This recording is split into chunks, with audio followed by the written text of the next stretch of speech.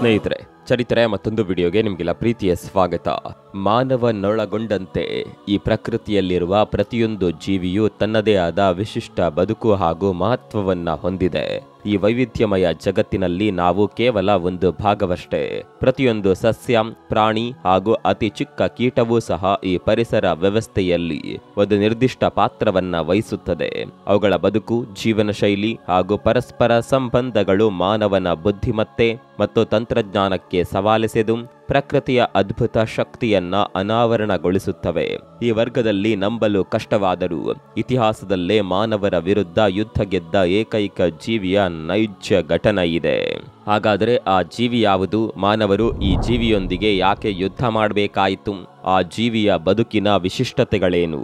ಇತಿಹಾಸದಲ್ಲಿ ಸೇನೆಯನ್ನೇ ಸೋಲಿಸಿದ ಆ ಜೀವಂತ ಘಟನೆ ನಿಜವೇ?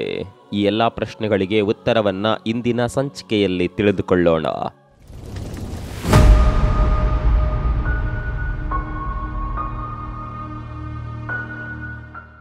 ಸ್ನೇಹಿತರೆ, ಆ ಜೀವಿ ಮನುಷ್ಯರಷ್ಟು ಬುದ್ಧಿವಂತಿಕೆಯನ್ನ ಹೊಂದಿಲ್ಲ. ಆದರೆ ಅದರ ಬದುಕು ಹಾಗೂ ಅದ್ಭುತ ಗುಣಗಳು ಎಲ್ಲರನ್ನ ಒಮ್ಮೆ ಆಶ್ಚರ್ಯಗೊಳಿಸುತ್ತವೆ. ಆ ವಿಶಿಷ್ಟ ಜೀವಿ ಲೋಕದ ಅತ್ಯಂತ ವಿಚಿತ್ರ ಹಾಗೂ ಶಕ್ತಿಶಾಲಿ ಪಕ್ಷಿಗಳಲ್ಲಿ ಒಂದಾದ ಎಮು. ಇದು ಕೇವಲ ಒಂದು ಪಕ್ಷಿಯಲ್ಲ, ಬದಲಿಗೆ ಪ್ರಕೃತಿಯ ಅದ್ಭುತ ಶಕ್ತಿ ಹಾಗೂ ಹೊಂದಾಣಿಕೆಯ ಜೀವಂತ ಉದಾಹರಣೆ. 1932ರಲ್ಲಿ ಆಸ್ಟ್ರೇಲಿಯಾದಲ್ಲಿ ಸಾವಿರಾರು ಸೈನಿಕರು ತಮ್ಮ ರೈಫಲ್ ಹಾಗೂ ಯಂತ್ರಗಳೊಂದಿಗೆ ಎಮುಗಳ ವಿರುದ್ಧ ಒಂದು ನಿಜವಾದ ಸಮರವೇ ನಡೆಸಿದ್ರು. ಆದರೆ ಈ ದಿ ಗ್ರೇಟ್ ಎಮು ವಾರ್ನಲ್ಲಿ ಕೊನೆಯಲ್ಲಿ ಗೆದ್ದವರು ಯಾರು ಗೊತ್ತಾ? ಮಾನವರಲ್ಲ, ಎಮುಗಳೇ. ಹೌದು, ಮಾನವರು ತಮ್ಮ ತಂತ್ರಜ್ಞಾನ ಹಾಗೂ ಶಕ್ತಿಯಿಂದ ಎಲ್ಲವನ್ನ ನಿಯಂತ್ರಿಸಬಹುದು ಎಂದು ಭಾವಿಸಿದಾಗ ಪ್ರಕೃತಿ ತನ್ನ ಸಹಜ ಶಕ್ತಿಯನ್ನ ತೋರಿಸುತ್ತದೆ. ಎಮುಗಳ ಯುದ್ಧ ಕೇವಲ ಒಂದು ಕಥೆಯಲ್ಲ. ಈ ಘಟನೆ ಪ್ರಕೃತಿಯನ್ನ ಗೌರವಿಸಬೇಕು ಹಾಗೂ ಅದರೊಂದಿಗೆ ಸಹಬಾಳ್ವೆ ನಡೆಸಬೇಕು ಎನ್ನುವುದನ್ನ ಸಾರಿ ಹೇಳುತ್ತದೆ. ಯಾಕಂದ್ರೆ ಪ್ರಕೃತಿಯೊಂದಿಗೆ ಹೋರಾಡುವುದು ನಮ್ಮನ್ನ ಸೋಲಿಸಿಕೊಂಡಂತೆ. ಸ್ನೇಹಿತರೆ, ಆಸ್ಟ್ರೇಲಿಯಾದಲ್ಲಿ ರೈತರು ಗೋಧಿ ಬೆಳೆದಾಗ ಎಮುಗಳು ದೊಡ್ಡ ಹಿಂಡುಗಳಲ್ಲಿ ಬಂದು ಬೆಳೆಗಳನ್ನ ನಾಶ ಮಾಡಲಾರಂಭಿಸಿದವು. ಬೆಳೆ ನಷ್ಟದಿಂದ ಬೇಸತ್ತ ಸರ್ಕಾರ ಎಮುಗಳನ್ನ ನಿಯಂತ್ರಿಸಲು ಸೈನಿಕರನ್ನ ಕಳಿಸಿತು. ಹೀಗೆ ಆರಂಭವಾದ ವಿಚಿತ್ರ ಯುದ್ಧದಲ್ಲಿ ಕೊನೆಗೆ ಎಮುಗಳೇ ಮೇಲುಗೈ ಸಾಧಿಸಿದವು. ಈ ಒಂದು ಕತೆ ಪ್ರಕೃತಿಯ ಶಕ್ತಿಯ ಮುಂದೆ ನಾವು ಎಷ್ಟೊಂದು ಚಿಕ್ಕವರು ಅನ್ನೋದನ್ನ ತೋರಿಸುತ್ತದೆ. ಎಮುಗಳನ್ನ ನೋಡಿದ್ರೆ ಕೆಲವರಿಗೆ ದೊಡ್ಡ ಕೋಳಿ ಅಥವಾ ಉಷ್ಟ್ರ ಪಕ್ಷಿ ಎಂದು ಅನಿಸಬಹುದು, ಆದರೆ ಅವುಗಳು ಅದಕ್ಕಿಂತಲೂ ತುಂಬಾ ವಿಶೇಷ. ಎಮುಗಳು ಹಾರಲಾರವು, ಆದರೆ ಗಂಟೆಗೆ 50 ಕಿಲೋಮೀಟರ್ಗಿಂತ ಹೆಚ್ಚು ವೇಗದಲ್ಲಿ ಓಡಬಲ್ಲವು. ಎಮುಗಳು ಹಸಿರು ಬಣ್ಣದ ದೊಡ್ಡ ಗಾತ್ರದ ಮೊಟ್ಟೆಗಳನ್ನ ಇಡುತ್ತವೆ. ವಿಶೇಷವೆಂದರೆ ಎಮುಗಳ ಗಂಡು ಪಕ್ಷಿಯು ಮೊಟ್ಟೆಗಳಿಗೆ ಕಾವು ಕೊಡುತ್ತದೆ ಹಾಗೂ ಮರಿಗಳ ರಕ್ಷಣೆ ಮಾಡುತ್ತದೆ. ಎಮುಗಳು ಆಸ್ಟ್ರೇಲಿಯಾದ ಮೂಲ ನಿವಾಸಿಗಳು. ಅವು ಆಸ್ಟ್ರೇಲಿಯಾ ಖಂಡದ 2ನೇ ಅತಿ ದೊಡ್ಡ ಪಕ್ಷಿಗಳು. ಆಸ್ಟ್ರಿಚ್ಗಳು ಆಫ್ರಿಕಾ ಮೂಲದವು ಮತ್ತು ಇವು ಜಗತ್ತಿನ ಅತಿ ದೊಡ್ಡ ಹಾರಲಾರದ ಪಕ್ಷಿಗಳು. ಎಮುಗಳು ಸಾಮಾನ್ಯವಾಗಿ 6.2 ಅಡಿ ಎತ್ತರ ಮತ್ತು 40 kg ತೂಕವಿರುತ್ತವೆ. ಆಸ್ಟ್ರಿಚ್ಗಳು ಅವುಗಳಿಗಿಂತ ದೊಡ್ಡದಾಗಿದ್ದು 9 ಅಡಿ ಎತ್ತರ ಮತ್ತು 150 kg ತೂಕದವರೆಗೆ ಬೆಳೆಯುತ್ತವೆ. ಆಸ್ಟ್ರಿಚ್ಗೆ ಅದರ ಬಲವಾದ ಕಾಲಿನಲ್ಲಿ 2 ಬೆರಳುಗಳಿದ್ದರೆ ಎಮು ಪಕ್ಷಿಗೆ 3 ಬೆರಳುಗಳಿವೆ. ಇದು ಅವುಗಳ ವೇಗದ ಓಟಕ್ಕೆ ಸಹಾಯ ಮಾಡುತ್ತದೆ. ಆಸ್ಟ್ರಿಚ್ನ ಗರಿಗಳು ಹೆಚ್ಚಾಗಿ ಕಪ್ಪು ಮತ್ತು ಬಿಳಿ ಬಣ್ಣದಲ್ಲಿದ್ದರೆ ಎಮುಗಳ ಗರಿಗಳು ಬೂದು ಮತ್ತು ಕಂದು ಬಣ್ಣದಿಂದ ಕೂಡಿರುತ್ತವೆ. ಆಸ್ಟ್ರಿಚ್ ಮೊಟ್ಟೆಗಳು ಬಿಳಿ ಬಣ್ಣದಲ್ಲಿದ್ದರೆ ಎಮುಗಳ ಮೊಟ್ಟೆಗಳು ಆಳವಾದ ಹಸಿರು ಬಣ್ಣದಲ್ಲಿರುತ್ತವೆ. ಆಸ್ಟ್ರಿಚ್ ಮೊಟ್ಟೆಗಳು ಜಗತ್ತಿನ ಅತಿ ದೊಡ್ಡ ಮೊಟ್ಟೆಗಳಾಗಿವೆ. ಹೀಗೆ ಈ 2 ಪಕ್ಷಿಗಳು ಒಂದೇ ಕುಟುಂಬದಂತೆ ಕಾಣಬಹುದಾದರೂ ಅವುಗಳ ದೈಹಿಕ ರಚನೆ, ಮೂಲ ಹಾಗೂ ಗುಣಲಕ್ಷಣಗಳಲ್ಲಿ ಅನೇಕ ವ್ಯತ್ಯಾಸಗಳಿವೆ. ಎಮುಗಳು ಆಸ್ಟ್ರೇಲಿಯಾದಲ್ಲಿ ವಾಸಿಸಿದ್ರೆ ಆಸ್ಟ್ರಿಚ್ಗಳು ಆಫ್ರಿಕಾದಲ್ಲಿ ಹೆಚ್ಚಾಗಿ ಕಂಡುಬರುತ್ತವೆ. ಈ 2 ಪಕ್ಷಿಗಳ ನಡುವೆ ಇರುವ ಸಾಮಾನ್ಯ ಲಕ್ಷಣವೆಂದರೆ 2 ಪಕ್ಷಿಗಳು ಹಾರಲು ಸಾಧ್ಯವಿಲ್ಲ, ಆದರೂ ಅವುಗಳು ತಮ್ಮ ಬಲವಾದ ಕಾಲುಗಳಿಂದ ಬಹಳ ವೇಗವಾಗಿ ಓಡುತ್ತವೆ. ಎಮು ಪಕ್ಷಿಗಳು ಬಹಳ ಶಕ್ತಿಶಾಲಿಗಳು ಅನ್ನೋದನ್ನ ನಾವು ತಿಳಿದಿದ್ದೇವೆ. ಅದರ ಹಿಂದಿನ ಪ್ರಮುಖ ಕಾರಣ ಅವುಗಳ ದೇಹ ರಚನೆ. ಎಮುಗಳ ಕಾಲುಗಳಲ್ಲಿ ಮನುಷ್ಯರಂತೆ ಕಾಫ್ ಮಸಲ್ಸ್ ಇರುತ್ತವೆ. ಪಕ್ಷಿಗಳಲ್ಲಿ ಇಂತಹ ಸ್ನಾಯುಗಳು ಇರುವುದು ಬಹಳ ಅಪರೂಪ. ಈ ಸ್ನಾಯುಗಳು ಎಮುಗಳಿಗೆ ಅಪಾರ ಶಕ್ತಿ ಮತ್ತು ಚುರುಕುತನವನ್ನ ನೀಡುತ್ತವೆ. ಕಾಫ್ ಮಸಲ್ಸ್ ಹಾಗೂ ಇತರೆ ಸ್ನಾಯುಗಳ ಸಂಯೋಜನೆಯಿಂದಾಗಿ ಎಮುಗಳು ಗಂಟೆಗೆ 50 ಕಿಲೋಮೀಟರ್ಗಿಂತಲೂ ಹೆಚ್ಚಿನ ವೇಗದಲ್ಲಿ ಓಡಬಲ್ಲವು. ಅವುಗಳು ಒಂದೇ ಹೆಜ್ಜೆಯಲ್ಲಿ ಸುಮಾರು 9 ಅಡಿ ದೂರ ಕ್ರಮಿಸಬಲ್ಲವು. ತಮ್ಮ ಬಲವಾದ ಕಾಲುಗಳನ್ನ ರಕ್ಷಣೆಗಾಗಿ ಬಳಸುತ್ತವೆ. ಅವುಗಳ ಒದೆತಗಳು ತುಂಬಾ ಶಕ್ತಿಶಾಲಿಯಾಗಿದ್ದು ಅಪಾಯದ ಸಮಯದಲ್ಲಿ ತಮ್ಮನ್ನು ತಾವು ರಕ್ಷಿಸಿಕೊಳ್ಳುತ್ತವೆ. ಹೀಗಾಗಿ ಎಮುಗಳು ತಮ್ಮ ದೇಹದ ವಿಶಿಷ್ಟ ರಚನೆ ಹಾಗೂ ಸ್ನಾಯು ಶಕ್ತಿಯಿಂದಾಗಿ ಅತ್ಯಂತ ಬಲಿಷ್ಠ ಹಾಗೂ ವೇಗದ ಪಕ್ಷಿಗಳಾಗಿವೆ. ಇದು ಅವುಗಳನ್ನ ಪ್ರಕೃತಿಯಲ್ಲಿ ಬದುಕಲು ಸಹಾಯ ಮಾಡುತ್ತವೆ. ಎಮುಗಳು ಸಾಮಾನ್ಯ ಪರಿಸ್ಥಿತಿಯಲ್ಲಿ ನಿರಂತರವಾಗಿ ಚಲಿಸುತ್ತಲೇ ಇರುತ್ತವೆ. ತಮ್ಮ ದೈನಂದಿನ ಆಹಾರಕ್ಕಾಗಿ ಇವು ಹಲವು ಕಿಲೋಮೀಟರ್ಗಳಷ್ಟು ನಡೆಯುತ್ತವೆ. ಸರಾಸರಿ ಗಂಟೆಗೆ 7 ಕಿಲೋಮೀಟರ್ ವೇಗದಲ್ಲಿ ನಿಧಾನವಾಗಿ ನಡೆದು ದಾರಿಯಲ್ಲಿ ಸಿಗುವ ಬೀಜಗಳು, ಹಣ್ಣುಗಳು ಮತ್ತು ಕೀಟಗಳನ್ನ ತಿನ್ನುತ್ತವೆ. ಆದರೆ ಎಮುಗಳ ನಿಜವಾದ ಶಕ್ತಿ ಪ್ರಕಟವಾಗುವುದು ಅಪಾಯ ಎದುರಾದಾಗ. ಯಾವುದಾದ್ರೂ ಅಪಾಯ ಎದುರಾದಾಗ ಎಮುಗಳು ತಮ್ಮ ಬಲಿಷ್ಠ ಕಾಲುಗಳಿಂದ ಟುಮ್ ಟುಮ್ ಟುಮ್ ಎಂಬ ಭಾರಿ ಹೆಜ್ಜೆ ಸದ್ದು ಮಾಡುತ್ತಾ ಅಚ್ಚರಿ ಹುಟ್ಟಿಸುವಷ್ಟು ವೇಗವಾಗಿ ಓಡಲು ಆರಂಭಿಸುತ್ತವೆ. ಯಾಕಂದ್ರೆ ಅವುಗಳ ಕಾಲುಗಳಲ್ಲಿರುವ ಕಾಫ್ ಮಸಲ್ಸ್ ಬಹಳ ಬಲಿಷ್ಠವಾಗಿರುತ್ತವೆ. ಈ ಸ್ನಾಯುಗಳು ಎಮುಗಳಿಗೆ ಅಗಾಧವಾದ ಶಕ್ತಿಯನ್ನ ನೀಡುತ್ತವೆ. ಈ ಶಕ್ತಿಯಿಂದಾಗಿ ಎಮುಗಳು ಕ್ಷಣಾರ್ಧದಲ್ಲಿ ತಮ್ಮ ಓಟದ ವೇಗವನ್ನ ಗಂಟೆಗೆ 50 ಕಿಲೋಮೀಟರ್ಗಿಂತಲೂ ಹೆಚ್ಚಿಸಬಹುದು. ಇದು ಅವುಗಳನ್ನ ಬೇರೆ ಬೇರೆ ಪ್ರಾಣಿಗಳಿಂದ ಸುಲಭವಾಗಿ ತಪ್ಪಿಸಿಕೊಳ್ಳಲು ಸಹಾಯ ಮಾಡುತ್ತದೆ. ಸ್ನೇಹಿತರೆ, ಎಮುಗಳ ಬಲಿಷ್ಠ ಕಾಲುಗಳು ಕೇವಲ ಓಡೋದಕ್ಕೆ ಸೀಮಿತವಾಗಿಲ್ಲ. ತಮ್ಮ ರಕ್ಷಣೆಗಾಗಿ ಅವುಗಳನ್ನ ಆಕ್ರಮಣಕ್ಕೂ ಕೂಡ ಬಳಸುತ್ತವೆ. ಅಪಾಯ ಬಂದಾಗ ಅವು ನೀಡುವ ಕಿಕ್ ತುಂಬಾ ಶಕ್ತಿಶಾಲಿಯಾಗಿದ್ದು ಎದುರಾಳಿ ಪ್ರಾಣಿ ಗಂಭೀರವಾಗಿ ಗಾಯಗೊಳ್ಳಬಹುದು. ಈ ಕಾರಣಕ್ಕಾಗಿಯೇ ಪ್ರಕೃತಿಯಲ್ಲಿ ಎಮುಗಳಿಗೆ ಗಣನೀಯವಾಗಿ ಅಪಾಯ ತಂದೊಡ್ಡುವ ಪ್ರಾಣಿಗಳು ತೀರಾ ವಿರಳ. ಎಮುಗಳಿಗೆ ರೆಕ್ಕೆಗಳು ಇವೆಯಾದರೂ ಅವು ಹಾರಲು ಸಾಧ್ಯವಿಲ್ಲ. ಅವುಗಳ ರೆಕ್ಕೆಗಳು ಬಹಳ ಸಣ್ಣದಾಗಿ ಹಾಗೂ ದುರ್ಬಲವಾಗಿರುತ್ತವೆ. ಅವು ತಮ್ಮ ಬೃಹತ್ ದೇಹವನ್ನ ಎತ್ತಿ ಹಾರಿಸುವಷ್ಟು ಶಕ್ತಿಯನ್ನ ಹೊಂದಿಲ್ಲ. ಇತರೆ ಪಕ್ಷಿಗಳ ರೆಕ್ಕೆಗಳನ್ನ ಗಮನಿಸಿದ್ರೆ ಅವು ದಟ್ಟವಾಗಿ ಮತ್ತು ಒಟ್ಟುಗೂಡಿಸಿದಂತೆ ಇರುತ್ತದೆ. ಇದು ಹಾರುವಾಗ ಗಾಳಿಯನ್ನ ಸುಲಭವಾಗಿ ಸೀಳಿ ಮುಂದೆ ಸಾಗಲು ಸಹಾಯ ಮಾಡುತ್ತದೆ. ಆದರೆ ಎಮುಗಳ ರೆಕ್ಕೆಗಳು ಇದಕ್ಕೆ ತದ್ವಿರುದ್ಧವಾಗಿದೆ. ಎಮುಗಳ ರೆಕ್ಕೆಗಳು ಬಿಡಿಬಿಡಿಯಾಗಿ ಇರುತ್ತವೆ. ಈ ರಚನೆಯಿಂದಾಗಿ ಅವುಗಳಿಗೆ ಗಾಳಿಯನ್ನ ಬಳಸಿಕೊಂಡು ಹಾರುವ ಶಕ್ತಿ ಇರೋದಿಲ್ಲ. ಇದೇ ಕಾರಣಕ್ಕಾಗಿ ಎಮುಗಳು ಹಾರಲಾಗದ ಪಕ್ಷಿಗಳ ವರ್ಗಕ್ಕೆ ಸೇರುತ್ತವೆ. ಹೀಗೆ ಎಮುಗಳ ರೆಕ್ಕೆಗಳ ವಿಶಿಷ್ಟ ರಚನೆಯೇ ಅವು ನೆಲದ ಮೇಲೆ ಬದುಕುವಂತೆ ಮಾಡಿದೆ. ಅವು ತಮ್ಮ ಹಾರುವ ಸಾಮರ್ಥ್ಯವನ್ನ ಕಳೆದುಕೊಂಡಿದ್ದರೂ ಅವುಗಳ ಬಲಿಷ್ಠ ಕಾಲುಗಳು ತಮ್ಮ ವೇಗದ ಓಟದ ಸಾಮರ್ಥ್ಯದಿಂದ ಪ್ರಕೃತಿಯಲ್ಲಿ ಯಶಸ್ವಿಯಾಗಿ ಬದುಕುತ್ತಿವೆ. ಎಮು ಪಕ್ಷಿಗಳು ಹಾರದಿರಲು ಅವುಗಳ ರೆಕ್ಕೆಗಳಷ್ಟೇ ಕಾರಣವಲ್ಲ, ಅವುಗಳ ಎಲುಬುಗಳ ರಚನೆ ಕೂಡ ಒಂದು ಮುಖ್ಯ ಕಾರಣ. ಸಾಮಾನ್ಯವಾಗಿ ಪಕ್ಷಿಗಳ ಎಲುಬುಗಳು ಹೋಲೋ ಅಂದರೆ ಒಳಗೆ ಗಾಳಿಯಂತಹ ಖಾಲಿ ಜಾಗವನ್ನ ಹೊಂದಿರುತ್ತವೆ. ಇದು ಅವುಗಳ ದೇಹದ ತೂಕವನ್ನ ಕಡಿಮೆ ಮಾಡುತ್ತದೆ. ಇದರಿಂದಾಗಿ ಅವುಗಳಿಗೆ ಹಾರುವುದು ಸುಲಭವಾಗುತ್ತದೆ. ಆದರೆ ಎಮುಗಳ ವಿಷಯದಲ್ಲಿ ಇದು ವಿಭಿನ್ನವಾಗಿದೆ.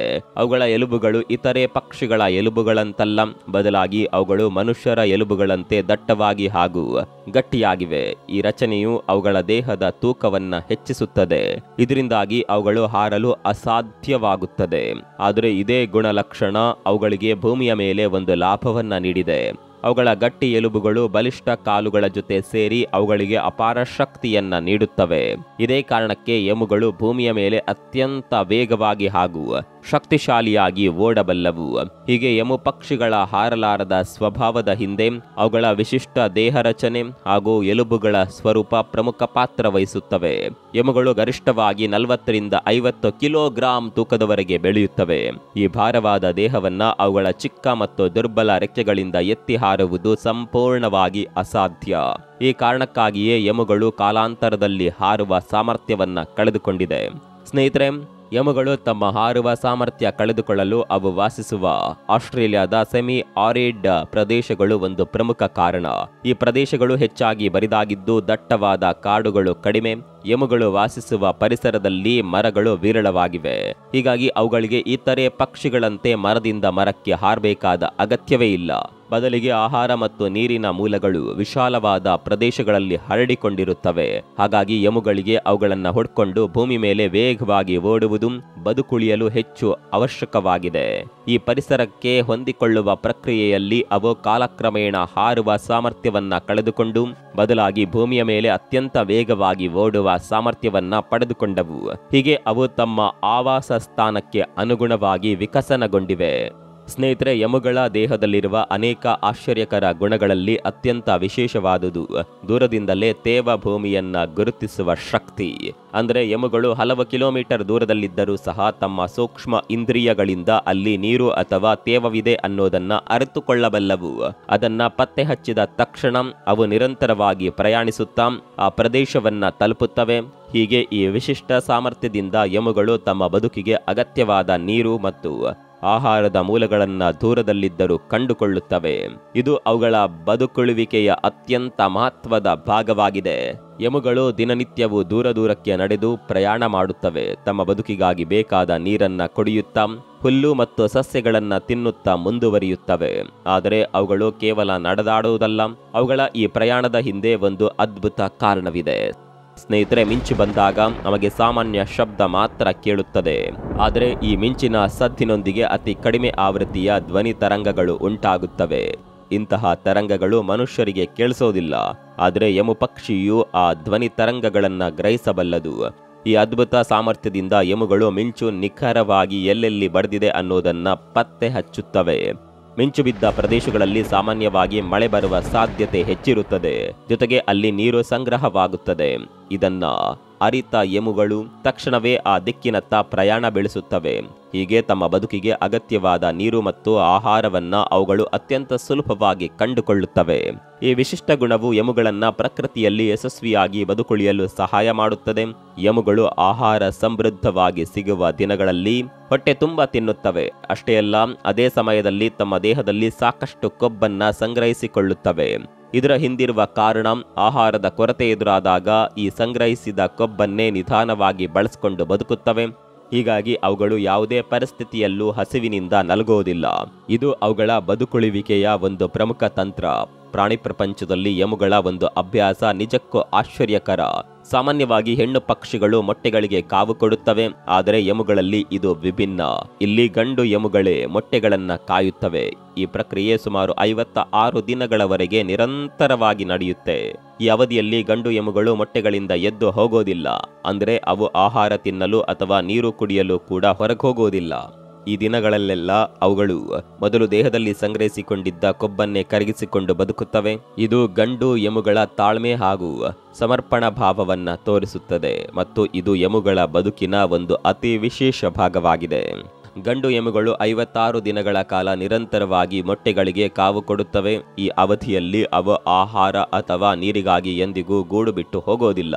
ಕೇವಲ ಮೊಟ್ಟೆಗಳನ್ನ ಸಮಾನವಾಗಿ ಬೆಚ್ಚಗಿಡಲು ಮಧ್ಯೆ ಮಧ್ಯೆ ಅವುಗಳನ್ನ ತಿರುಗಿಸಲು ಮಾತ್ರ ಎದ್ದು ನಿಲ್ಲುತ್ತವೆ.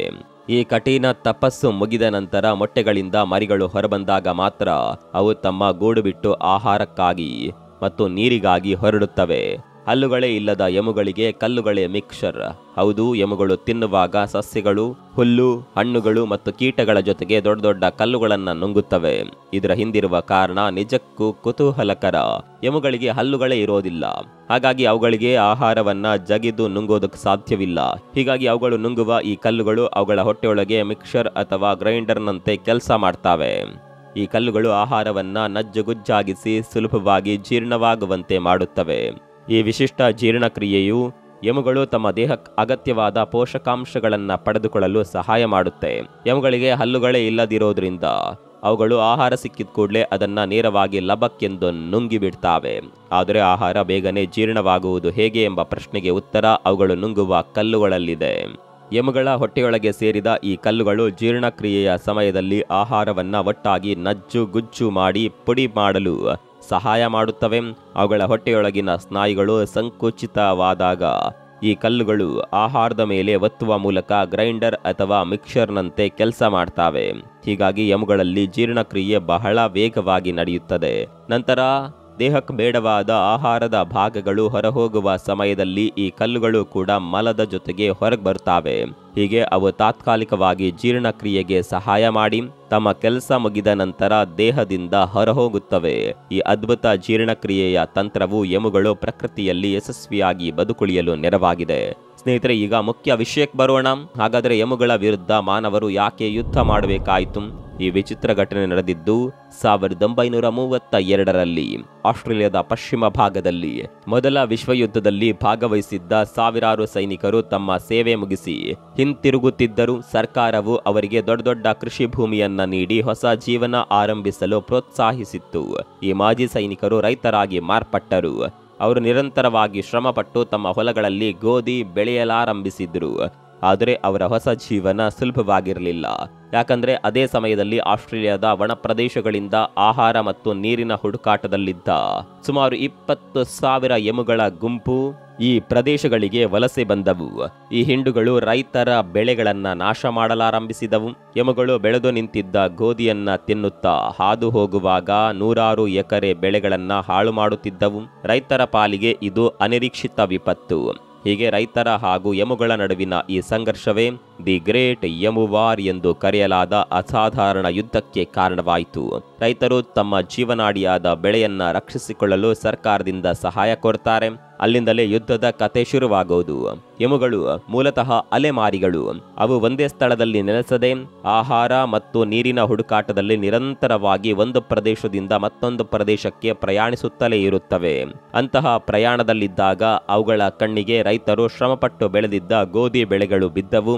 ಸುಮಾರು 20,000 ಎಮುಗಳ ಬೃಹತ್ ಹಿಂಡು ರೈತರ ಹೊಲಗಳತ್ತ ಧಾವಿಸಿತು. ಅವುಗಳು ಕೇವಲ ಒಂದೆರಡು ಅಲ್ಲ, ಸಾವಿರಾರು ಸಂಖ್ಯೆಯಲ್ಲಿದ್ದವು. ಇದು ನಮ್ಮ ಹೊಟ್ಟೆ ತುಂಬಿಸುವ ಸ್ವರ್ಗ ಎಂಬಂತೆ ಅವು ಇಡೀ ಗೋಧಿ ಗದ್ದೆಯನ್ನ ಆಕ್ರಮಿಸಿಕೊಂಡವು.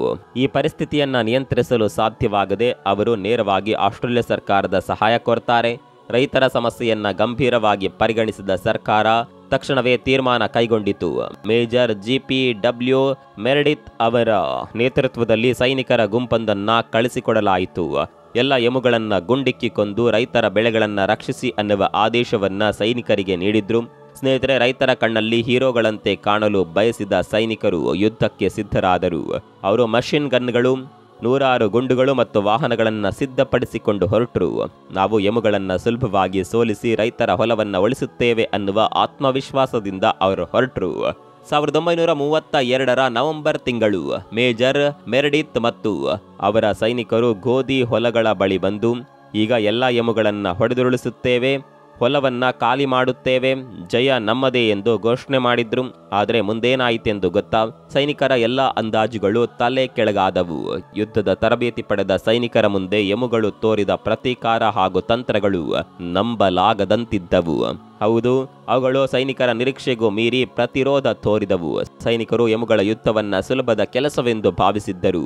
ಕೆಲವು ಗುಂಡುಗಳನ್ನ ಹಾರಿಸಿದ್ರೆ ಅವುಗಳು ಸತ್ತು ಬೀಳುತ್ತವೆ ಎಂದುಕೊಂಡಿದ್ರು. ಆದರೆ ಕದನ ಭೂಮಿಯಲ್ಲಿ ಕಂಡಿದ್ದು ಸಂಪೂರ್ಣ ಬೇರೆಯದ್ದೇ ದೃಶ್ಯ. ಸೈನಿಕರು ಗುಂಡು ಹಾರಿಸಲು ಆರಂಭಿಸಿದ ಕೂಡಲೇ ಸಾವಿರಾರು ಎಮುಗಳು ಒಂದೇ ಗುಂಪಾಗಿರದೆ ತಮ್ಮನ್ನು ತಾವು ಚಿಕ್ಕ ಚಿಕ್ಕ ಗುಂಪುಗಳಾಗಿ ವಿಭಜಿಸಿಕೊಂಡು ಎಲ್ಲೆಡೆ ಚದುರಿ ಓಡತೊಡಗಿದವು. ಸೈನಿಕರ ನಿಖರ ಗುರಿಯನ್ನ ತಪ್ಪಿಸುವ ಈ ತಂತ್ರವು ಅವರಿಗೆ ದೊಡ್ಡ ತಲೆನೋವು ತಂದಿತ್ತು. ಎಲ್ಲವನ್ನ ಒಂದೇ ಬಾರಿಗೆ ನಿಖರವಾಗಿ ಹೊಡೆಯಲು ಅಸಾಧ್ಯ ಎಂದು ಅವರು ಬೇಸತ್ರು. ಈ ಪರಿಸ್ಥಿತಿಯನ್ನ ನೋಡಿದ ಮೇಜರ್ ಮೆರೆಡಿತ್, ಗುರಿ ಹಿಡಿದು ಹೊಡಿಬೇಡಿ, ನೇರವಾಗಿ ಗುಂಡು ಹಾರಿಸಿ, ಒಂದಿಷ್ಟು ಎಮುಗಳಾದರೂ ಬೀಳಬಹುದು, ನಿರಂತರವಾಗಿ ಗುಂಡು ಹಾರಿಸುತ್ತಲೇ ಇರಿ ಅನ್ನೋ ಹೊಸ ಆದೇಶ ನೀಡಿದ್ರು. ಆದರೆ ಇಲ್ಲಿ ಒಂದು ದೊಡ್ಡ ಸಮಸ್ಯೆ ಇತ್ತು. ನಾವು ಈಗಾಗಲೇ ತಿಳಿದಿರುವಂತೆ ಎಮುಗಳು ತಮ್ಮ ಬಲಿಷ್ಠ ಕಾಲುಗಳಿಂದ ಕ್ಷಣಾರ್ಧದಲ್ಲೇ ಸ್ಫೋಟಕ ವೇಗ ಪಡೆದುಕೊಳ್ಳಬಲ್ಲವು. ಅವು ಗಂಟೆಗೆ 50 ಕಿಲೋಮೀಟರ್ ವೇಗದಲ್ಲಿ ಓಡಬಲ್ಲವು. ಗುಂಡು ಹಾರಿಸುವ ಸದ್ದು ಕೇಳಿದ ಕೂಡಲೇ ಅವುಗಳು ತಮ್ಮ ಭಾರಿ ಹೆಜ್ಜೆ ಸದ್ದಿನೊಂದಿಗೆ ಅಚ್ಚರಿ ಹುಟ್ಟಿಸುವಷ್ಟು ವೇಗವಾಗಿ ಓಡಿ ಹೋಗುತ್ತಿದ್ದವು. ಸೈನಿಕರು ಎಷ್ಟು ಗುಂಡುಗಳನ್ನ ವ್ಯರ್ಥವಾಗಿ ಹಾರಿಸಿದ್ರೂ ಅವುಗಳ ವೇಗಕ್ಕೆ ಸರಿ ಹೊಂದಿ ನಿಖರವಾಗಿ ಹೊಡೆಯುವುದು ಸಾಧ್ಯವಾಗಲಿಲ್ಲ. ಗುಂಡುಗಳೆಲ್ಲ ಬರೀ ಧೂಳು ಎಬ್ಬಿಸುತ್ತಾ ನೆಲಕ್ಕಪ್ಪಳಿಸುತ್ತಿದ್ದವು. ಇದು ಎಮುಗಳ ಓಟದ ಶಕ್ತಿಯ ಮುಂದೆ ಮಾನವರ ತಂತ್ರಜ್ಞಾನವು ಸೋತ ಸನ್ನಿವೇಶವಾಗಿತ್ತು. ಎಮುಗಳ ವೇಗದ ಓಟದ ಮುಂದೆ ಸೈನಿಕರು ಹತಾಶರಾದರು. ನಿಖರ ಗುರಿ ಹಿಡಿದು ಹೊಡೆದಾಡುವುದಾಗಲಿ, ಯದ್ವಾ ತದ್ವಾ ಗುಂಡು ಹಾರಿಸುವುದಾಗಲಿ ಯಾವುದೇ ಪ್ರಯೋಜನವಾಗಲಿಲ್ಲ. ಇದು ಆಸ್ಟ್ರೇಲಿಯಾ ಸೇನೆಗೆ ದೊಡ್ಡ ಸವಾಲಾಗಿದೆ ಎಂದು ಮನಗಂಡ ಅವರು ಹೊಸ ತಂತ್ರ ರೂಪಿಸಿದ್ರು. ನೇರವಾಗಿ ಹೊಡೆಯುವುದು ಕಷ್ಟ, ಹಾಗಾಗಿ ಮರೆಯಾಗಿ ಹತ್ತಿರ ಹೋಗಿ ಹತ್ತಿರದಿಂದಲೇ ಗುಂಡು ಹಾರಿಸೋಣ ಎಂದು ನಿರ್ಧರಿಸಿದ್ರು. ಅದರಂತೆ ಅವರು ಸಣ್ಣ ಗುಂಪಿನ ಎಮುಗಳನ್ನ ಎಚ್ಚರಿಕೆಯಿಂದ ಹಿಂಬಾಲಿಸಿದ್ರು. ಕೊನೆಗೆ ಸರಿಯಾದ ಅವಕಾಶ ಸಿಕ್ಕಾಗ ಹತ್ತಿರದಿಂದಲೇ ಮಷಿನ್ ಗನ್ ಹಾರಿಸಿ ಸುಮಾರು 10-12 ಎಮುಗಳನ್ನ ಹೊಡೆದುರುಳಿಸಿದ್ರು. ಆದರೆ ಅಲ್ಲಿ ಮತ್ತೊಂದು ಅನಿರೀಕ್ಷಿತ ಸಮಸ್ಯೆ ಎದುರಾಯಿತು. ಗುಂಡು ಹಾರಿಸಿದ ತಕ್ಷಣವೇ ಆ ದೊಡ್ಡ ಮಷಿನ್ ಗನ್ಗಳು ಅತಿಯಾಗಿ ಬಿಸಿ ಹಿಡಿದು ಜಾಮ್ ಆಗಿಬಿಟ್ಟವು. ಸ್ನೇಹಿತರೆ, ಮಷಿನ್ ಗನ್ಗಳು ಜಾಮ್ ಆದದ್ದಷ್ಟೇ ಅಲ್ಲ, ಗುಂಡುಗಳ ಸದ್ದು ಕೇಳುತ್ತಿದ್ದಂತೆಯೇ ಉಳಿದ ಸಾವಿರಾರು ಎಮುಗಳು ಮತ್ತೆ ಗುಂಪು ಗುಂಪಾಗಿ ಚದುರಿ ಹೋಗಿಬಿಟ್ಟವು. ಸೈನಿಕರ ಈ ಹೊಸ ತಂತ್ರವು ಸಂಪೂರ್ಣವಾಗಿ ವಿಫಲವಾಯಿತು. ಕಡೆಗೂ ಹೊಲಗಳು ಖಾಲಿಯಾಗಲಿಲ್ಲ. ರೈತರಿಗೆ ನೆರವಾಗಬೇಕಿದ್ದ ಸೈನಿಕರ ಯುದ್ಧೋಪಕರಣಗಳು ನಿಷ್ಪ್ರಯೋಜಕವಾಗಿ ಗುಂಡುಗಳು ವ್ಯರ್ಥವಾದವು. ಎಮುಗಳು ಸೈನಿಕರ ವಿರುದ್ಧದ ಈ ಅಸಮ ಯುದ್ಧದಲ್ಲಿ ಗೆದ್ದು ತಮ್ಮದೇ ನೆಲದಲ್ಲಿ ವಿಜಯಶಾಲಿಯಾಗಿ ನಿಂತವು.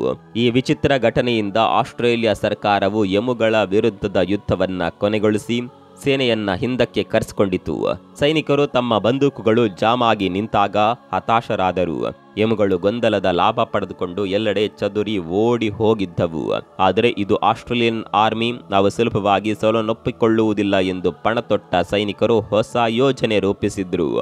ಅವರು ತಮ್ಮ ಮಷಿನ್ ಗನ್ಗಳನ್ನ ಜೀಪ್ಗಳ ಮೇಲೆ ಅಳವಡಿಸಿ ಚಲಿಸುತ್ತಲೇ ಎಮುಗಳ ಮೇಲೆ ದಾಳಿ ಮಾಡಲು ನಿರ್ಧರಿಸಿದ್ರು. ಜೀಪ್ ವೇಗವಾಗಿ ಚಲಿಸುವಾಗ ಎದುರಿಗೆ ಬರುವ ಎಮುಗಳನ್ನ ನೇರವಾಗಿ ಗುಂಡಿಕ್ಕಿ ಕೊಲ್ಲುವುದು ಇದರ ಹಿಂದಿನ ತಂತ್ರವಾಗಿತ್ತು. ಪ್ರಾರಂಭದಲ್ಲಿ ಈ ಯೋಜನೆ ಸ್ವಲ್ಪ ಯಶಸ್ವಿ ಕಂಡಿತು. ಜೀಪ್ಗಳು ವೇಗವಾಗಿ ಹೋಗುವಾಗ ಗುಂಡುಗಳು ಹಾರುತ್ತಿದ್ದವು ಮತ್ತು ಕೆಲವು ಎಮುಗಳು ಬಿದ್ದು ಹೋಗಿದ್ದವು.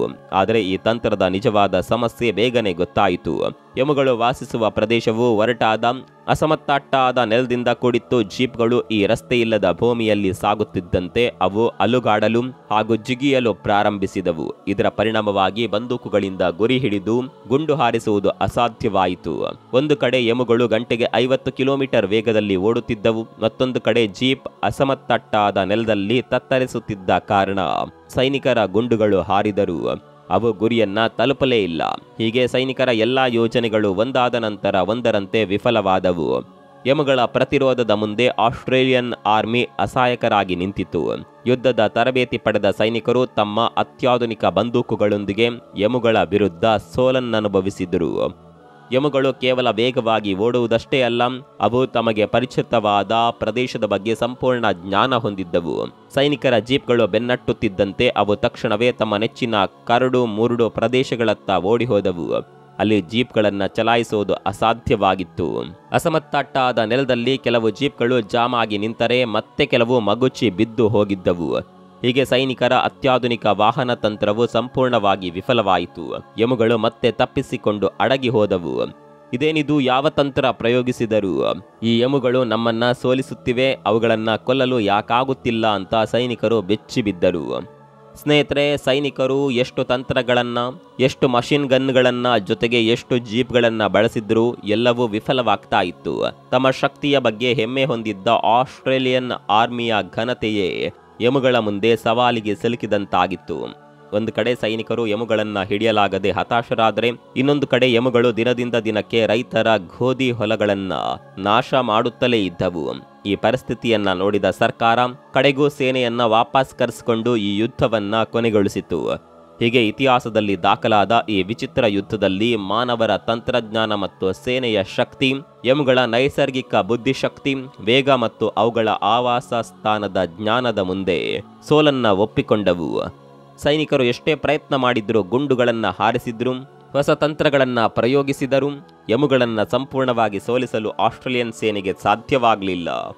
ಕಡೆಗೆ ಕೆಲವೇ ದಿನಗಳಲ್ಲಿ ಸೇನೆಯು ತೀವ್ರ ಹತಾಶೆಯಿಂದ ಇದು ನಮ್ಮಿಂದ ಸಾಧ್ಯವಿಲ್ಲ ಅನ್ನುವ ನಿರ್ಧಾರಕ್ಕೆ ಬರುತ್ತೆ.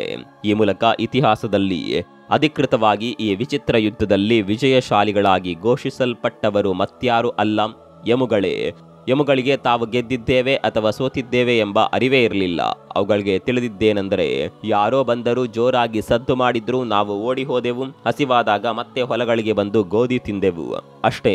ಆದರೆ ಮಾನವರು ಮಾತ್ರ ಈ ಘಟನೆಯನ್ನ ಯುದ್ಧ ಎಂದು ಕರೆದು ತಾವು ದೊಡ್ಡ ವೀರರು ಹಾಗೂ ಯೋಧರು ಎಂಬ ಭಾವನೆ ಹೊತ್ಕೊಂಡಿದ್ರು. ಈ ಘಟನೆಯು ಇತಿಹಾಸದಲ್ಲಿ ದಿ ಗ್ರೇಟ್ ಎಮು ವಾರ್ ಎಂದು ಪ್ರಸಿದ್ಧಿಯಾಯಿತು.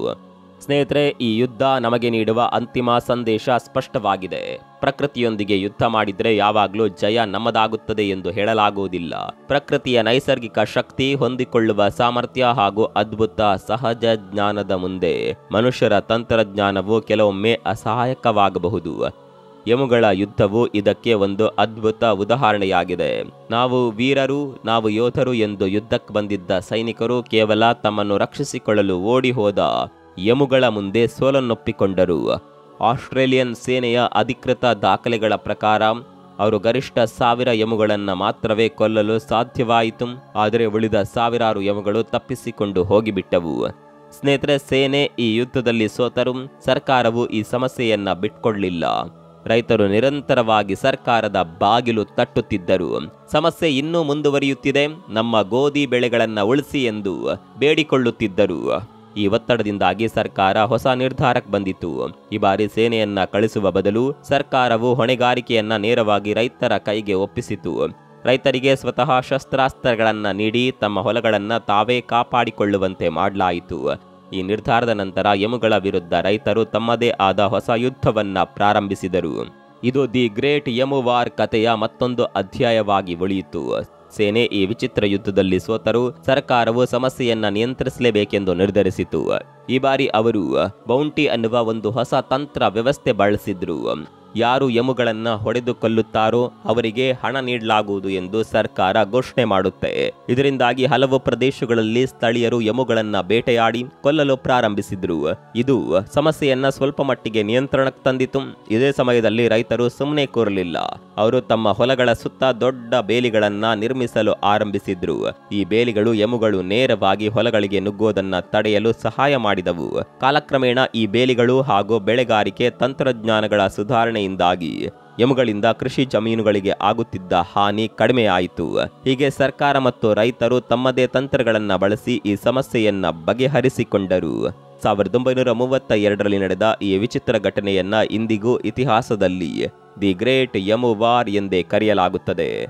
ಈ ಕಥೆಯ ಸಾರಾಂಶ ಮತ್ತು ಸಂದೇಶ ಒಂದೇ: ಮಾನವರು ಪ್ರಕೃತಿಯೊಂದಿಗೆ ಯುದ್ಧಕ್ಕಿಳಿದಾಗ ಯಾವಾಗಲೂ ಜಯ ನಮ್ಮದಾಗೋದಿಲ್ಲ. ಯಮುಗಳ ನೈಸರ್ಗಿಕ ಸಾಮರ್ಥ್ಯದ ಮುಂದೆ ಮನುಷ್ಯರ ಆಧುನಿಕ ತಂತ್ರಜ್ಞಾನವು ಹೇಗೆ ಸೋತಿತು ಎಂಬುದಕ್ಕೆ ಇದು ಒಂದು ಜೀವಂತ ಉದಾಹರಣೆ.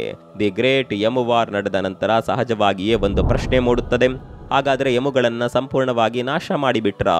ಉತ್ತರ ಖಂಡಿತವಾಗಿಯೂ ಇಲ್ಲ. ಅದನ್ನ ನಾಶ ಮಾಡಲು ಸಾಧ್ಯವೂ ಇರಲಿಲ್ಲ. ಯಾಕಂದರೆ ಇಂದಿಗೂ ಆಸ್ಟ್ರೇಲಿಯಾದಲ್ಲಿ 7 ಲಕ್ಷಕ್ಕೂ ಹೆಚ್ಚು ಯಮುಗಳು ಬದುಕುತ್ತಿವೆ.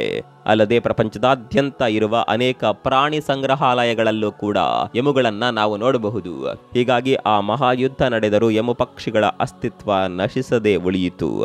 ಸ್ನೇಹಿತರೆ, ಯಮು ಪಕ್ಷಿಗಳು ಕೇವಲ ಬದುಕುಳಿದಿಲ್ಲ, ಬದಲಾಗಿ ಇಂದಿಗೂ ಪ್ರಕೃತಿಯಲ್ಲಿನ ಅತ್ಯಂತ ಶಕ್ತಿಶಾಲಿ ಪಕ್ಷಿಗಳಲ್ಲಿ ಒಂದಾಗಿ ಪರಿಗಣಿಸಲ್ಪಟ್ಟಿವೆ. ಪ್ರಕೃತಿಯ ಮುಂದೆ ಮಾನವನು ಒಂದು ಹುಳುಕಡ್ಡಿಗೆ ಸಮ ಅನ್ನೋದಕ್ಕೆ ಇದಕ್ಕಿಂತ ದೊಡ್ಡ ನಿದರ್ಶನ ಬೇಡ ಅಂದುಕೊಳ್ಳುತ್ತಾ ಇಂದಿನ ಸಂಚಿಕೆಯನ್ನ ಮುಕ್ತಾಯಗೊಳಿಸುತ್ತಿದ್ದೇವೆ. ಇಂದಿನ ಸಂಚಿಕೆಯ ಬಗ್ಗೆ ನಿಮ್ಮ ಅಭಿಪ್ರಾಯವನ್ನ ಕಾಮೆಂಟ್ ಮಾಡಿ, ಹಾಗೆ ಸಬ್ಸ್ಕ್ರೈಬ್ ಮಾಡೋದನ್ನ ಮರಿಬೇಡಿ. ಮತ್ತೊಂದು ವಿಡಿಯೋದಲ್ಲಿ ಸಿಗೋಣ. ಅಲ್ಲಿವರೆಗೆ ನಮಸ್ಕಾರ.